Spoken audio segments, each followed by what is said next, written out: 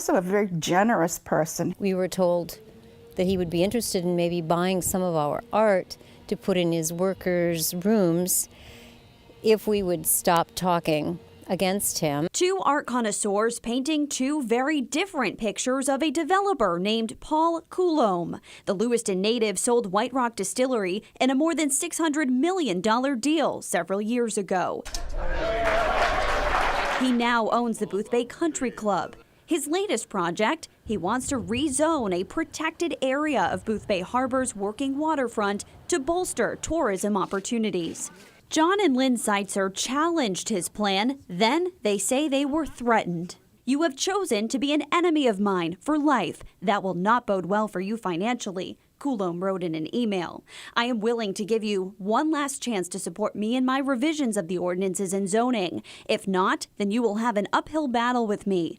Not your best choice. The Seitzers aren't the only ones against waterfront zoning changes. They are members of a community group called Friends of the Harbor. I just don't like being treated like that. So we both chose to take a chance. And keep speaking. Yeah. Why? And keep questioning. Why? We love this town. Yeah. We want this town to succeed, and not. It doesn't have to succeed just because of one person. It succeeds because of that harbor. I guess what's your response to that? I mean, some people have been afraid to speak up in opposition to these plans. I haven't witnessed that, but I'm very impassioned. I love the area. I love all the people. I've been the biggest supporter of the fishermen, and I guess sometimes I'm impatient with people that are so resistant. I know some people characterize us as anti-business and anti-change. It couldn't be farther from the truth. Ken Fitch is another member of Friends of the Harbor. He says their goal is to find a balance, which, after the latest public hearing, appears to be within reach. The Boothbay Harbor Planning Board presented its recommendation for rezoning what is called the Maritime District. Coulombe's original request that came about a year ago amended. The new proposed ordinance looks to redraw the boundary lines around the maritime zone, taking away more than 70%. It represented a good compromise.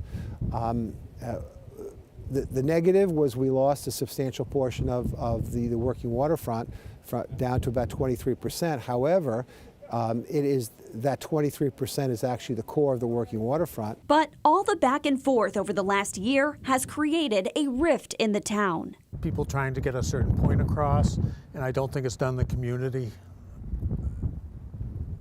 any justice. I think it's created unnecessary divides.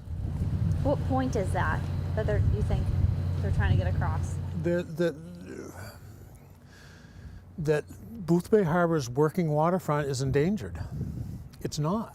A stone's throw from Harbor Bait is Captain Fish, a hotel that was grandfathered in when zoning was established to protect the area more than 30 years ago. Coulombe says the hotel is frozen in time and needs updating. Boothbay Harbor is about tourism and summer guests, and without updated facilities and amenities, the tourists will stop coming. They have options. They have Camden and Kennebunkport and Bar Harbor. It is our hope that through this letter, the boards will see that we, the economic drivers of the community, will find tremendous value in the rezoning efforts. Marty Gleason and 65 others who signed a letter of support see Coulombe's plan as a way to boost business. Others fear the authenticity of the harbor east of the footbridge is at stake. If you lose it, you never get it back. And that's what our concern is. Now, the town manager, code enforcement officer, and chairman of the planning board all declined our request for interviews.